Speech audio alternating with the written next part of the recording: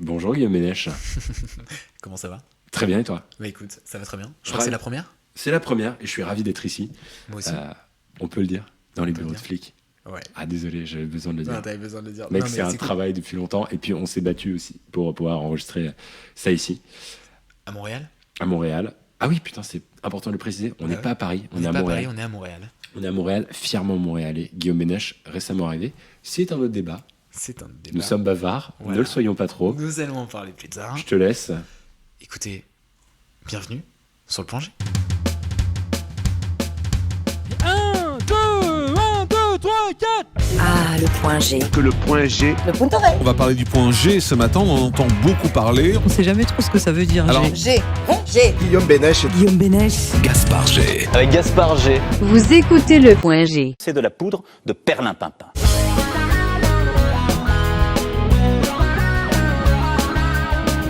C'est d'une kiffance, mec. C'est incroyable.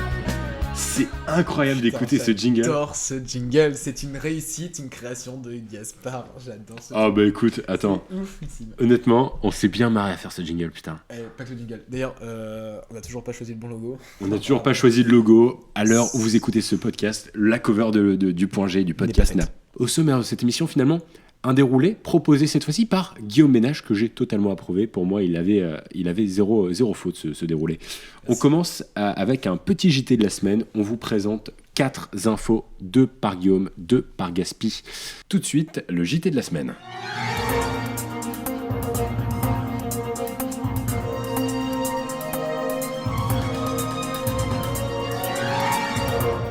Guillaume Bénèche, à vous l'honneur.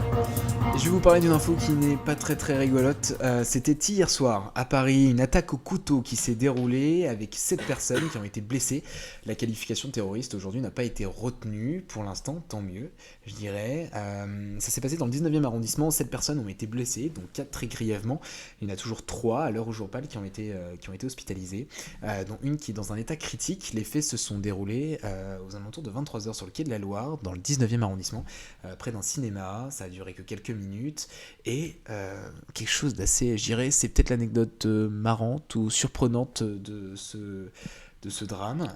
C'est un monsieur qui a arrêté le suspect en lui lançant une boule de pétanque dans la gueule. Ça s'est passé juste devant un mec qui était en train de jouer aux boules et qui lui a lancé une boule de pétanque pour tenter de le stopper. La boule a atteint l'agresseur à la tête mais ne l'a pas empêché de poursuivre sa route. C'est ce que nous dit Le Monde. Ça s'arrange pas vraiment, on va dire. Pourquoi tu as choisi cette info? Parce que vraiment, je veux dire, comme on fait une hebdo, clairement on a pris chacun les 2 infos qui nous touchaient le plus. Ouais. Moi j'ai 2 infos dont je vous parlerai après, mais Guillaume, pourquoi cette info? Je pense que, très honnêtement, c'est assez symbolique de ce qui se passe aujourd'hui en France et dans le monde, et peut-être justement sur le côté sécuritaire qui n'existe pas vraiment en ce moment à Paris.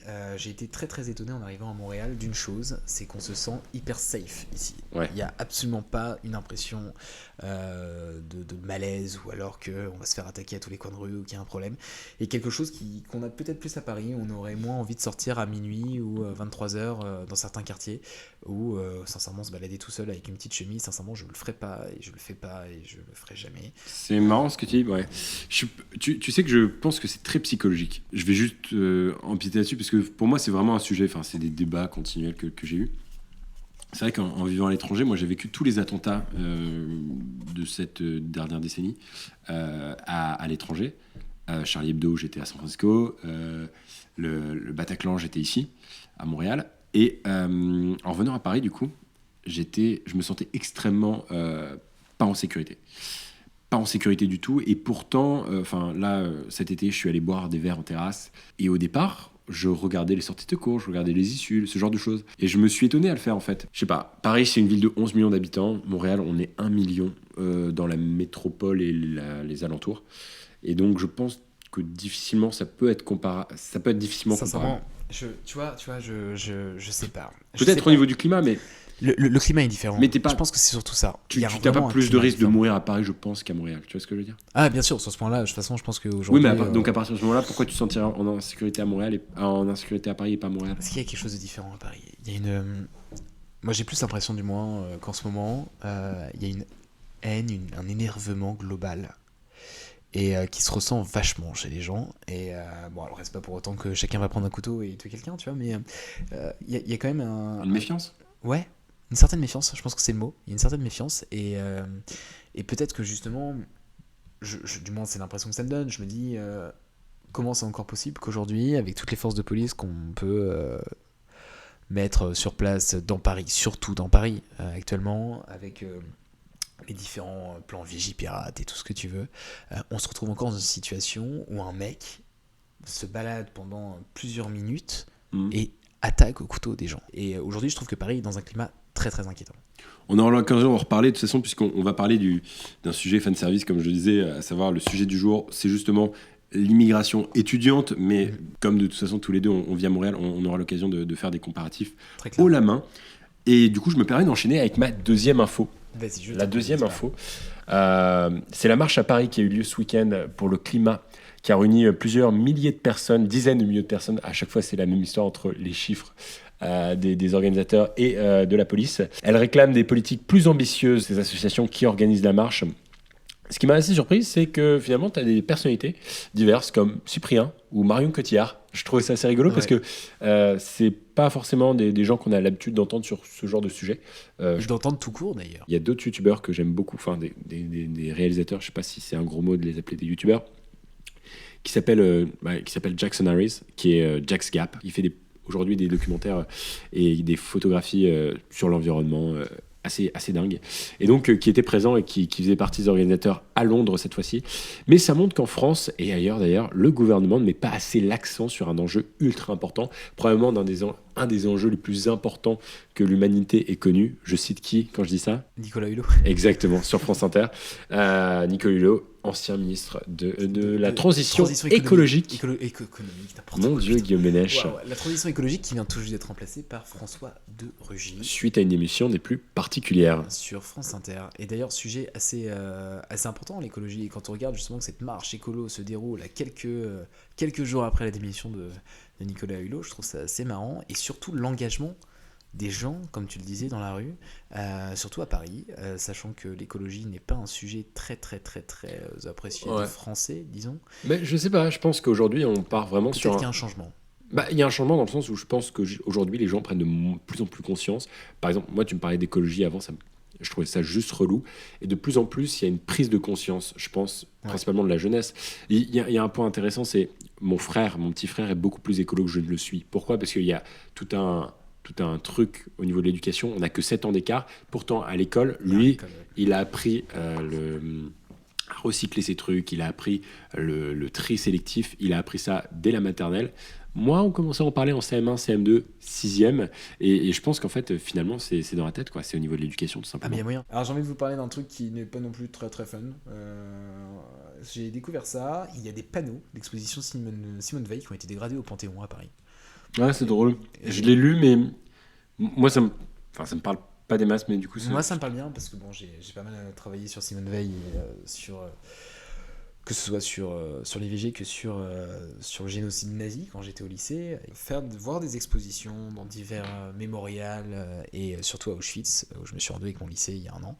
Et c'est un sujet que je trouve non seulement passionnant, mais au-delà de ça, je trouve que le fait qu'ils aient été dégradés, on ne sait pas vraiment pourquoi. Peut-être parce que c'est une femme qui est au Panthéon, peut-être est-ce un coup de la l'IVG. Mec, c'est un coup de la manif pour tous, c'est sûr. Ou un coup de la manif pour tous, il y a fort moyen. Ou tout simplement, peut-être, par des simples personnes qui sont légèrement antisémites. Mais tout ça me laisse plutôt pantois. Et je vous avoue que ça me déprime un peu de voir ce genre de choses. Pantois. Ouais, je trouvais ça beau comme mot. Eh bien, moi, je vais te dire pantoute. Pantoute. Mais je crois que ça veut dire on s'en fout, et on s'en fout clairement pas. Moi, mon info, elle me rend triste aussi. Putain, on va se tirer une balle à la fin de ce podcast. Ouais, par contre, elle va me rendre aussi beaucoup triste, celle que tu vas me sortir tout de suite. C'est triste. Ouais, bah surtout que hashtag culture je t'aime, donc clairement, c'est chiant. C'est un incendie, en fait, qui encore aujourd'hui, l'origine reste inconnue, au Musée national de Rio de Janeiro, qui n'a fait aucune victime. Aucune victime. Le seul problème, c'est que ce sont des siècles d'histoire qui se sont vus décimés en l'espace de quelques dizaines de minutes à l'intérieur de ce musée. Et ça a donné lieu à quoi ? Évidemment, à des manifestations dans la rue. Pourquoi, Guillaume Ménèche ? Tu connais le fun fact par rapport à ça ou pas ? Non. Il n'y avait pas d'extincteur. Il n'y avait pas un seul extincteur dans ce putain de musée. C'est incroyable ça. Voilà, Ça a abrité des collections vieilles, des histoires de plusieurs centaines. dizaines de milliers d'années. voire C'est même dingue. plusieurs milliers d'années. C'est incroyable ça. C'est incroyable. Oh, attends, et bon, enfin, c'est pas que je veux pas m'étendre sur ce sujet, mais clairement, à part dire que le gouvernement brésilien a fait une bêtise et a pas mis assez de moyens là-dessus, il n'y a pas grand-chose à dire. Il y a une troisième info que je voulais dire, mais finalement, on s'était limité à 2, mais je vais quand même la dire parce que je m'en bats les couilles, parce que c'est une putain d'antenne libre finalement. L'Écosse est le premier pays à faire quoi? Oh, t'as pas suivi? J'ai forcément suivi, j'ai entendu parler de cette info. Je sais. Attends. L'Écosse, premier pays à rendre les protections hygiéniques Oui, gratuites pour gratuites toutes pour les les élèves et toutes les étudiantes. C'est ce que C'est vient de vrai. décider l'Écosse et c'est une première mondiale. Et moi, j'applaudis des 3 mains. Bah, du J'applaudis aussi, c'est absolument génial. Voilà. Et figurez-vous qu'il y a eu justement des manifs, une manif qui est organisée, je crois, à Paris, là-dessus, par des jeunes femmes, justement pour demander à ce que ce soit la même chose en France. C'est dingue quand même. Et je trouve ça. Et quand tu vois, quand tu réfléchis, c'est con, hein, mais il y a plusieurs trucs comme ça, que ce soit les protections hygiéniques pour femmes, que ce soit les préservatifs. C'est que les trucs où on nous dit. Je sais pas si. En fait, Tu la vois, c'est- contraception, ça pourrait être pensé, c'est- mais la contraception, à la limite, c'est un choix. À voir, c'est vrai que ça n'en est pas un et c'est pour moi toute la nuance du débat. Mais en effet, c'est clair qu'on pourrait envisager ce genre de choses. Et ben, d'avoir on peut leur lancer vie, un petit message à notre ministre de la Santé. Lettre ouverte à Agnès Buzyn sur le point G. Ministre français des Solidarités, de la Santé. Madame, au nom de toutes les femmes qui vivent en France, qui sont françaises, citoyennes françaises, qui ont leurs règles depuis toujours et depuis des millénaires. Toujours depuis 10 ans. non, ouais, voilà. 12. Mais, non, mais dans le sens toujours. Le mec, pas il prend mon des truc, elle il était prend trop des- bien, ma Il lettre. prend des pincettes, c'est énorme. Chaque mois, elle dépense de l'argent dans des choses qui devraient être remboursées par la sécurité sociale. C'est le but d'un pays qui a une sécurité sociale, être au service de ses citoyens Et leur- surtout de ses citoyennes. et de ses citoyennes. Vous pouvez réagir, hashtag le point G Agnès Buzyn, si vous nous écoutez. Et on enchaîne tout de suite avec le sujet du jour. Le sujet du jour qu'on a choisi, Guillaume, c'est... En gros titre, l'éducation, c'est Français qui quittent la France. C'est Français qui quittent la France et c'est Guillaume, 19 ans, 18, putain, je suis un bug sur ton âge, qui a quitté la France pour venir étudier à l'université de Montréal. Pourquoi ce choix? Pourquoi ce choix? Je pense que c'était une volonté absolument pas présente à la base. On va être très honnête. Il y a deux raisons. La première, c'est que j'ai pas eu Sciences Po. Ok. Et j'aurais voulu rester à Paris, mais je n'ai pas eu Sciences Po. Deuxième étape, Parcoursup est un fiasco pour ma part. Et j'ai entendu parler du Canada, j'ai entendu parler du Québec, j'ai entendu parler de Montréal, j'ai entendu parler de Gaspard G. Je me suis dit, je vais le rejoindre, je vais venir, je signe, je prends l'université de Montréal et c'est parti. Donc la France pouvait pas t'offrir ce cursus, c'est ce que tu es en train de dire? Je pense qu'elle pouvait me l'offrir, évidemment. T'as vu quand je fais l'intervieweur politique maintenant? Ouais, vraiment. C'est ça que vous êtes en train de dire? Dites aux Français que vous n'avez pas menti. Combien d'années? Combien de fois? Combien de Le CDD peut être renouvelé? Combien de fois? Combien de fois? Vous ne le savez pas? Vous ne savez pas? Vous êtes ministre de l'Emploi et vous ne savez pas? Une alcabache sinon. Bonsoir Guillaume Ménèche. Bonsoir. Vous n'avez pas honte? Pardon. Bonjour Marine Le Pen, vous n'avez pas honte? Non, Pardon. non, elle a dit bonsoir. Elle a dit bonsoir. Je suis Ça sûr qu'elle a dit bonsoir. Mais bon, c'est pas le débat. Vraiment, c'est pas le débat Ok. du podcast. Mais Sincèrement, c'est un saut périlleux, hein. C'est partir à l'étranger comme ça, tout quitter, sa famille, ses amis, et partir à 6000 km de chez soi. Ça fait bizarre, hein. C'est un temps d'adaptation. Je pense pas être totalement adapté encore, ce qui est normal au bout de 15 jours.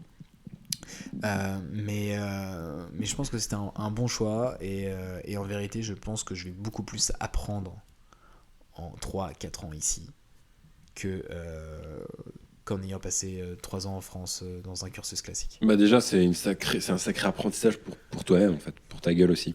Je pense que te retrouver déjà seul à 18 piges dans un pays qui n'est pas le tien, qui est à 6000 km de ton pays d'origine, à évoluer dans une culture, parce que finalement les Québécois, on dit c'est les cousins des Français, que dalle, frère. C'est pas vrai. Que dalle. Je veux dire, les Québécois, c'est tout sauf les cousins des Français, et les Français sont tous sauf les cousins des Québécois. Ça marche aussi dans les deux sens. C'est deux cultures qui n'ont rien à voir. Constat, tout simple, c'est qu'il y a de plus en plus de Français qui quittent la France pour faire leurs études supérieures. Moi, l'as fait ça n'a pas. C'est moyen mon cas. C'est genre, j'ai d'abord été au lycée à l'étranger et ensuite, après, j'ai intégré mon cursus d'études supérieures ici à l'étranger. Donc, finalement, j'avais commencé déjà à faire mon bail à l'étranger. Donc, c'est peut-être un peu plus logique. Mais que ça je continue. a été une volonté de ta part de partir aux États-Unis. Ouais, quand j'avais 15 ans, je suis parti aux États-Unis, juste pour nos auditeurs qui connaissent peut-être pas nos cursus par cœur. Mais ouais, c'est ça. Moi, à 15 ans, j'ai décidé de partir aux États-Unis tout seul. Pourquoi? Pourquoi ? Parce que... Mais moi, c'est différent, parce que c'était pas vraiment par rapport aux études supérieures, donc du coup, on s'éloigne un peu du débat, mais moi, c'est tout simplement le système, les mentalités françaises qui me dérangeaient. J'étais pas aidé non plus, je veux dire, j'ai grandi dans la campagne nordiste ultra catho, etc., etc. Je veux dire, plus fermé d'esprit, ça n'existe pas comme milieu. Avec les rallyes, avec ce genre de délire. Enfin, vraiment, c'était on aime ou on n'aime pas, hein, je veux dire, je suis personne pour juger. Simplement, moi, je me sentais hyper étriqué dans un système dans lequel je me retrouvais très peu. Et donc, je me suis envolé pour San Francisco à l'âge de 15 piges. Et je ne regrette absolument rien, parce que clairement, ça a changé ma vie. Et donc depuis, tu n'as plus remis un pied. Si, tu as remis un pied en France, mais jamais pour y vivre. Jamais pour y vivre. Et je pense pouvoir dire que je ne suis jamais retourné dans le Nord depuis que j'ai immigré. Et parce que ça T'en es m'intéresse heureux ? pas. Mais c'est quoi ? T'en es heureux ? Ben, je sais pas, non, ça me rend. Tu sais que je suis hyper. Par contre, je suis hyper sensible par rapport à ça. C'est-à-dire que vraiment, même avec les filles que je fréquente, etc., j'en parle, mais difficilement, tu sais. Parce que moi, ça m'a encore très. J'ai une relation bizarre avec là d'où je viens, je sais pas, oui, c'est ça comme ça qu'on dit. Et vraiment, c'est un peu spécial, les relations que j'ai avec les gens qui sont restés là-bas, etc., etc. En gros, ouais. Je sais pas si c'est par lâcheté que j'y retournerai pas, si c'est parce que ma vie là-bas, parce que je crois clairement qu'il y a plein de gens qui sont très heureux de là où je viens. Hein. Je dis pas le contraire. Et je pense que c'est une super. Tu peux être très heureux là-bas, tu peux être très heureux à Paris, tu peux être très heureux à San Francisco, tu peux être très heureux à Montréal aussi. Le seul point, c'est que c'est un endroit qui ne convenait pas à mes ambitions, à mes choix de vie, ou du moins à ce dont j'aspirais. Et voilà. Et clairement, je ne sais pas si je serais hyper à l'aise d'y retourner parce que j'y ai pas vécu mes meilleurs moments là-bas, tout simplement. Tu voudrais revivre en France, un jour ? Ouais, à Paris, clairement. Bah, j'espère que Flic, d'ici 5 ans, aura suffisamment les pieds solides pour pouvoir exister et à Montréal et à Paris. Pour moi, c'est hyper important parce que si tu me poses la question, Guillaume, je suis Montréalais. C'est vraiment l'identité dans laquelle je me définis. Sauf que c'est assez intéressant parce que je me définis beaucoup plus comme français que canadien. Là, je prends la citoyenneté canadienne. Je me définis pas comme canadien, je me définis encore moins comme québécois. Par contre, je me définis 100% montréalais. Plus montréalais que français. Mais montréalais, français, citoyen du monde. C'était très beau. Boum, mec, je sais pas quoi dire d'autre. Parce que clairement, tous les gamins qui, comme moi, se sont un peu construits sur différents... Enfin, je veux dire, je connais une nana ici à HEC Montréal qui a grandi sur un bateau.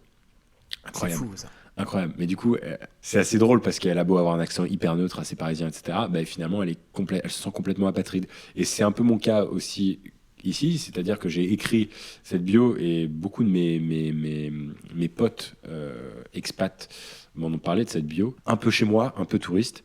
Et c'est clairement comme ça que je me définis maintenant.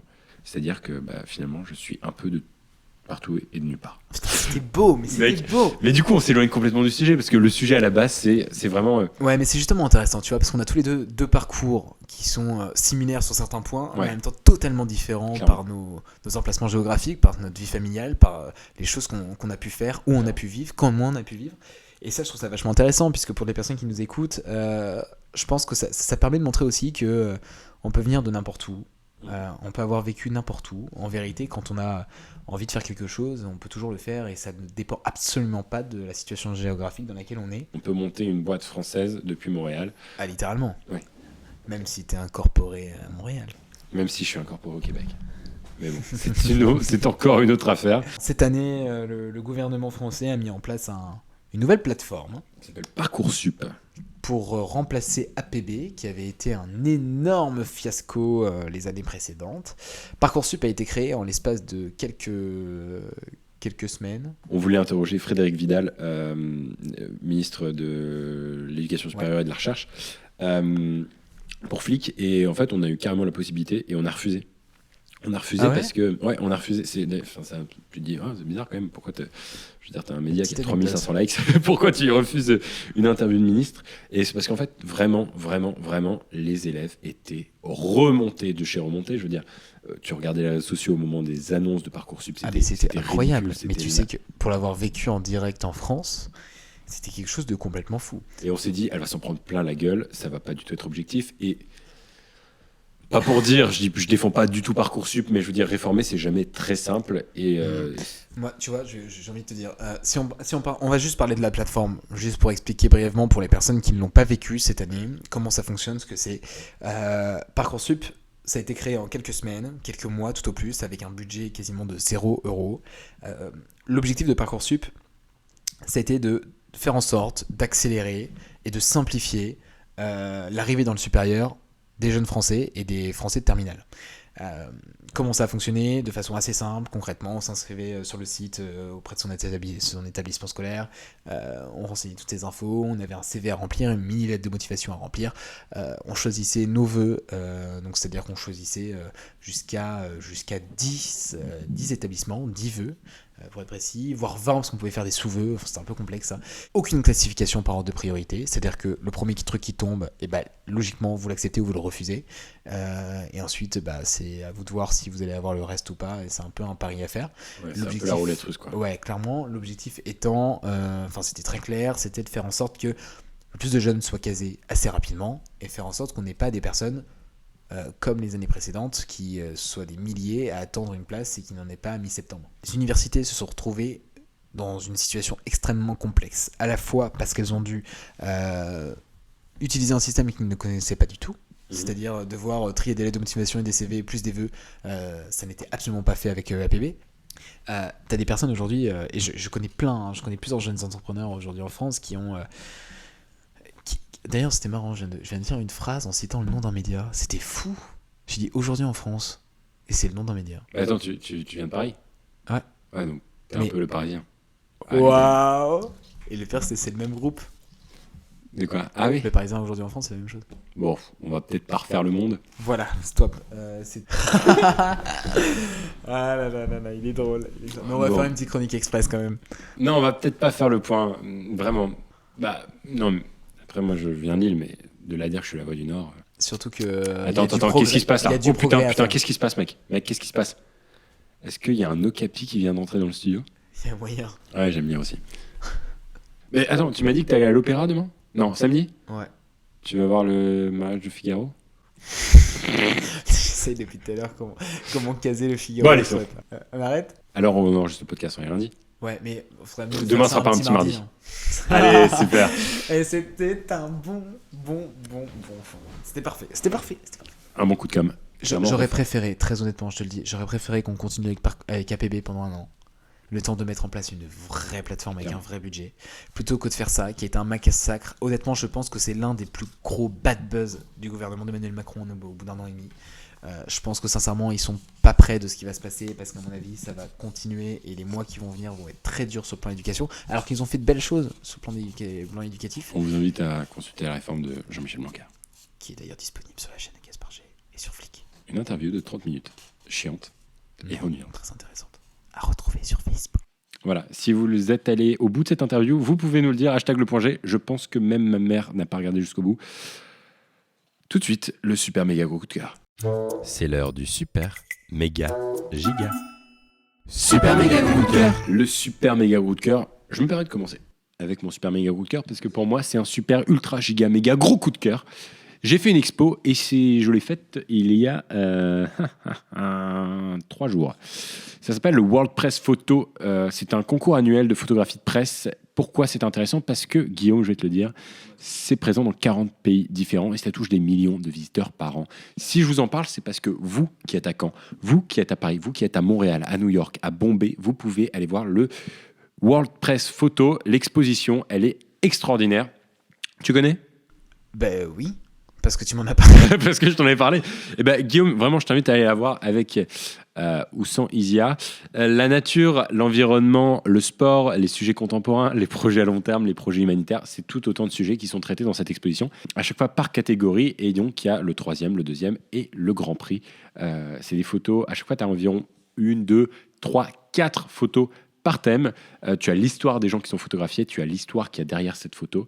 Pour ceux que ça intéresse aussi, il y a des livres qui sont édités chaque année qui montrent les meilleures photos et c'est édité en 6 langues. Donc si vous parlez chinois et que vous écoutez le point G, vous serez capable d'écouter, de profiter de cette expérience. Tu sors de là, tu prends une espèce de grande claque. Tu prends une claque, tu as l'impression que le monde va mal, tu as l'impression aussi que le monde vit partout. Et finalement, ça te fait du bien parce qu'en fait, ça décloisonne complètement ton point de vue de petit occidental, ethnocentré. Et je redirais même que même si tu sors de là, tu as l'impression que le monde va mal, tu as quand même l'impression qu'il y a de l'espoir. Et finalement, c'est très beau. C'est un coup d'œil d'une 40aine de minutes sur notre monde. 11 $ quand vous êtes étudiant à Montréal. Ça doit coûter à peu près 10 balles quand vous êtes à Paris et étudiant. Et vous pouvez, à Montréal, en tout cas, faire l'expo le soir. Et je trouve ça très intéressant. Super méga coup de cœur. Guillaume Ménage, c'est à toi. Alors moi, en vérité, j'ai un gros coup de cœur et un super méga petit coup de cœur. Ok. Tu fais chier, putain. Le super méga petit coup de cœur, je vais commencer par ça. C'est un article du Monde que j'ai découvert et que j'ai trouvé ça super drôle. Le Monde a répertorié les projets abandonnés par Google depuis 20 ans. Et c'est-à-dire qu'on a accès à toutes les apps et tous les projets, toutes les startups, etc. qui ont été lancés par Google dans le but de créer des choses, changer le monde, etc. Je vais te parler de Google X. Est-ce que tu connais Google X, Gaspard ? Non. Tu ne connais pas Google X, Gaspard ? Non. Tu ne connais pas Google X, Gaspard ? Non. Eh bien, c'est une version customisée de la page d'accueil de Google reprenant les codes graphiques de macOS X. Et c'est assez marrant parce que ce projet a été fermé, mais sans aucune raison, au bout d'une journée. Alors on se demande si ça n'a pas été un petit délire des techniciens de Google qui ont monté ça. Sur ce que le projet Google X, c'était un nom qui a été donné ensuite à toutes les activités un peu étranges de Google, à savoir un overboard et d'autres objets un peu stylés qui sortiront par la suite. Autre projet abandonné par Google. Si je te parle par exemple du fait que Google a racheté un client email qui s'appelle Sparrow, qui a été racheté par Google en 2012, je crois. Combien ? C'était un super... Alors, le montant exact, je pourrais pas te dire, mais c'était plus en millions d'euros, Ok. de dollars. En sachant que ce projet a été racheté par Google, non pas pour réutiliser le client email, dont ils n'en avaient rien à battre, mais pour un seul objectif, recruter toutes les personnes qui travaillaient pour Sparrow pour créer Gmail. Et je trouve ça assez drôle. Ouais, c'est drôle. Ouais, qu'en fait, c'est drôle et c'est logique à la fois, je veux dire. Voilà, ils ont payé pour récupérer des gens. Et puis, j'ai envie de vous parler de mon super méga gros coup de cœur. Super méga coup de cœur. C'est un film qui est sorti il y a maintenant un an. Un peu plus d'un an, oui. Qui a été réalisé et écrit par Nicolas Bedos. Je ne sais pas si vous connaissez Nicolas Bedos. Nicolas Bedos. Peut-être que nos auditeurs ne le connaissent pas, en tout cas moi je suis bien le personnage. Nicolas Bedos, donc, qui est un auteur de théâtre, metteur en scène, scénariste, acteur et humoriste français, qui est né dans les années 80 à Paris. Il s'est fait connaître pour pas mal de choses. Il a tenu des chroniques sur WFM, sur On n'est pas couché. Exactement. Et qui a sorti un premier film en tant que réalisateur en 2017 qui s'appelle Monsieur et Madame Adelman. Ce film je l'ai pas vu, mais un bijou. C'est un bijou. C'est un film qui dure à peu près 2 heures, qui a été réalisé avec 6 millions d'euros de budget, ce qui est absolument ridicule pour un film de 2 heures qui est un flashback de 45 ans. Une durée de vie de 45 ans résumée au cinéma. Nicolas Bedos a écrit ça avec Doria Tillier, qui est sa femme aussi, ancienne Miss Météo au Grand Journal. Que tu connais ? Que je n'ai jamais rencontré personnellement. Moi, c'était Ornella Fleury, la compagne de notre cher Raphaël Carlier, qu'on salue. Raphaël Carlier, qui est le fils de Guy Carlier. Et qui est sur Europe 1. Tu savais ? Je ne savais pas du tout que c'était son fils. Bah, je vous balance l'info. Putain, c'est fou. J'ai jamais fait rapprochement. Ce qui est assez drôle, c'est que Carlito, il balance souvent des trucs envers son père, genre des bonnes grosses piques, là, tu sais, dans les vidéos. J'ai jamais Mec, j'ai fait un accent un peu néo-québécois, c'est un peu chelou. Des bonnes grosses piques, là. Et vraiment, Guy Carlier, qui est donc son père. C'est un énorme journaliste. On n'aime pas ses chroniques, mais je veux dire, c'est très drôle de savoir que c'est 2 hommes des médias. C'est incroyable. Fils comme père, un sur les anciens médias et un nouveau sur les nouveaux médias qui cartonnent tous les deux et qui se balancent des pics régulièrement. Je trouve ça assez fou. Et moi, je salue Ornella et je lui fais un bisou. Ce film veut vous rendre super cool parce que ce film est beau, parce que ce film a une fin qui est absolument inimaginable et parce que ce film a une morale totale sur la vie et qui vous donne qu'une seule envie, vous bouger, croire et vivre cette vie et la croquer à plein temps. C'était Monsieur et Madame Adelman, un résumé de Guillaume Bénèche sur France Culture. Super méga coup de cœur. On a un petit tweet d'un internaute. Il y en a un seul pour l'instant. Un seul, sur le hashtag Le Point G. On vous invite à en compléter et à en donner plus pour la semaine prochaine. Éclatez-vous, lâchez-vous, dites des trucs drôles, on s'amusera. Et il y en a un, d'un certain Gamali Lubin, qui nous a dit « C'est super intéressant et inspirant de voir de jeunes entrepreneurs monter leurs projets. » Et moi je trouve ça adorable. Merci. Putain, mec, c'est clairement un tweet pour nous faire mousser. Ah, c'est parfait. Ça C'est fait super. du bien. Ça fait du bien. Ça Merci, fait du bien. ce point G. Il y en avait pas assez clairement cette semaine. Merci à toutes les personnes qui ont soutenu le point G alors que ce n'était pas encore sorti. Pour nous, c'est hyper important de faire ce podcast et d'ailleurs, c'est pour ça que je vous invite dès maintenant, vraiment, si vous êtes un tout petit peu investi si vraiment vous voulez avoir d'autres émissions comme celle-là, que vous ayez l'habitude de le faire ou vous n'ayez absolument pas l'habitude de le faire, vraiment, s'il vous plaît, vous avez tous un compte iTunes, vous avez tous un compte SoundCloud. Sur la plateforme sur laquelle vous écoutez ce podcast, likez, mettez 5 étoiles si c'est sur iTunes, likez, retweetez si c'est sur SoundCloud, retweetez si vous l'écoutez sur Twitter, si c'est sur Spotify, allez sur les plateformes que j'ai citées précédemment pour juger ce podcast et montrez votre affection pour lui. C'est hyper important parce que nous, ça nous met en avant, ça permet d'avoir davantage d'auditeurs, ça encourage quand même, mine de rien, la création davantage d'épisodes. On va essayer de faire en sorte que ce podcast soit une hebdo. D'ailleurs, on va faire plus qu'essayer. Ça va être le cas. Ça va être le cas. Ce podcast sera une hebdo parce qu'on a envie de faire en sorte d'avoir un rendez-vous avec vous, d'avoir quelque chose qui vous intéresse, qui vous passionne. Grave. On a envie d'être cool, on a envie de faire des choses sympas. C'était un premier, soyez indulgents. On s'y met petit à petit. On prend tous vos avis sur le hashtag le point G. On le redit encore une fois. Et c'est surtout, revenez. On se revoit la semaine prochaine. Écoutez ça sur un trajet de bus, sur un trajet de voiture, sur un trajet Changez de peu vos importe. habitudes. Et puis clairement, ce qu'il faut faire aussi, c'est que si vous cherchez le point G et que vous le trouvez, expliquez à vos amis comment vous avez trouvé ce point G. C'est tout simple. Oh, c'est tout simple, je ne sais pas. C'est une aventure. C'est une autre Bienvenue discussion dans notre que aventure. nous aurons la Pourquoi semaine pas la prochaine. semaine prochaine. Guillaume Ménèche, ravi. C'était la première du point G. C'était la première, c'était un plaisir. Très heureux de faire ça avec toi, Gaspard. À la semaine prochaine. Salut.